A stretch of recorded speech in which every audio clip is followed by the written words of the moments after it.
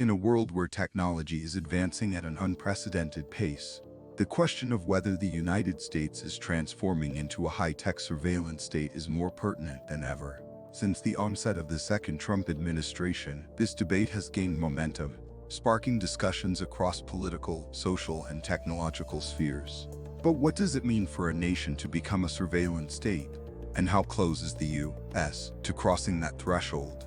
At its core, a surveillance state is characterized by the extensive monitoring of its citizens, often justified under the guise of national security, public safety, or crime prevention.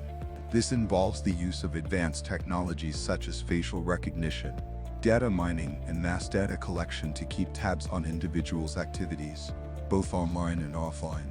The implications of such a system are profound, raising concerns about privacy, freedom, and the potential for abuse of power. Historically, countries like China and Russia have been cited as quintessential examples of surveillance states. In China, for instance, the government employs a vast network of surveillance cameras equipped with facial recognition technology to monitor its citizens.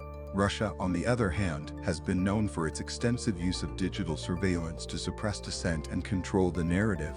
These examples serve as cautionary tales, highlighting the potential dangers of unchecked surveillance. But how does the United States compare?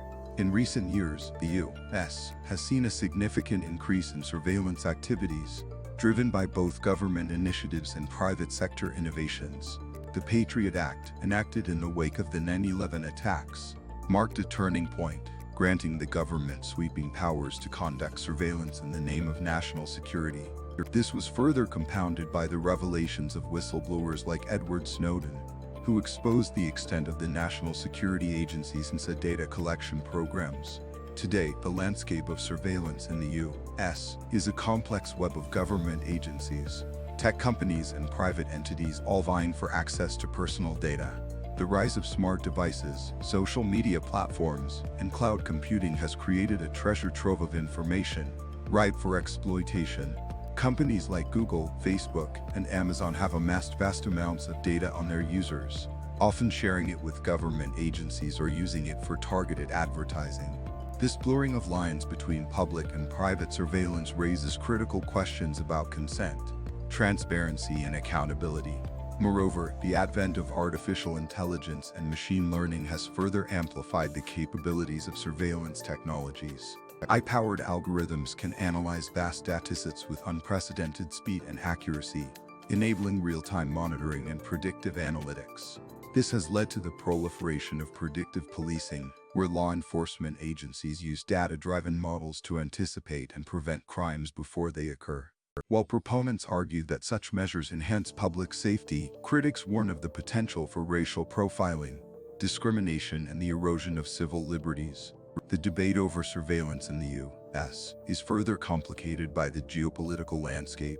As tensions with rival nations like China and Russia escalate, the pressure to maintain a competitive edge in technology and intelligence gathering intensifies. This has led to increased investments in surveillance infrastructure, often justified as necessary for national security. However, this arms race in surveillance technology raises ethical dilemmas about the balance between security and privacy. As we navigate this complex terrain, it is crucial to consider the lessons learned from existing surveillance states. Transparency, oversight, and public accountability must be at the forefront of any surveillance policy. Citizens must be informed about the extent and purpose of surveillance activities, with mechanisms in place to challenge and rectify abuses of power. Furthermore, the role of technology companies in this ecosystem cannot be overlooked. As gatekeepers of vast amounts of personal data, they bear a significant responsibility in safeguarding privacy and ensuring ethical use of technology. In conclusion, while the United States has not yet fully descended into a surveillance state, the trajectory is concerning. The convergence of government surveillance, corporate data collection, and advanced technologies presents a formidable challenge to privacy and civil liberties. As we stand at this crossroads, the choices we make today will shape the future of surveillance in America. Will we prioritize security at the expense of freedom, or will we strive for a society where technology serves to empower rather than control? The answer lies in our collective ability to demand transparency, accountability, and ethical governance in the digital age. The stakes are high and the time to act is now.